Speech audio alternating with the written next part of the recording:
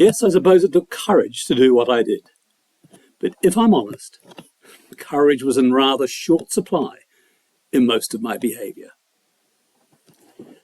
I took a position of honour and wealth by playing it safe, carefully weighing consequences, not offending anyone who mattered.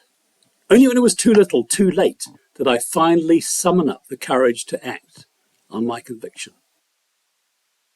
Member of the Sanhedrin, it's rather like a combination of a Supreme Court and a governing council based in Jerusalem. Of course, the Romans still hold ultimate authority, but there's always a lot to do. There are big responsibilities. My closest friend in the Sanhedrin is Nicodemus. He secretly went to meet Jesus of Nazareth one night and came back full of it. He'd seen Jesus' miracles and heard his teaching. He wanted to get to the bottom of things.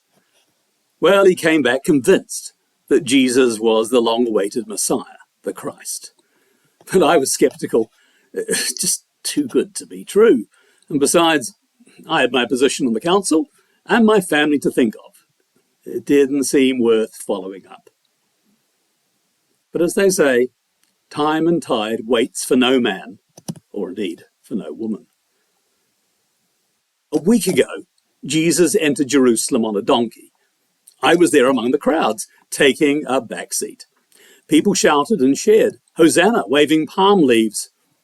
Not for me. It was stirring, but people in my high position don't shout like that. It's rather undignified. Jesus then went on to cause uproar in the temple. It was chaotic, and the other Sanhedrin members were furious. It was more than they could take. Caiaphas, the high priest, and the other council members began plotting to get rid of Jesus. They were convinced he was a real threat to their authority, and he did have a huge following. Nicodemus and I were powerless to stop it. And so perhaps, my thinking was, why bother? But what they did was quite clever. They bribed one of Jesus' closest friends to betray him. They arrested him and handed him over to Pilate, the Roman leader. Through it all, I stayed silent. In retrospect, I feel quite bad about it. Why did I do that? Why didn't I speak up? Anyway, Jesus' fate was sealed. Death on the cross.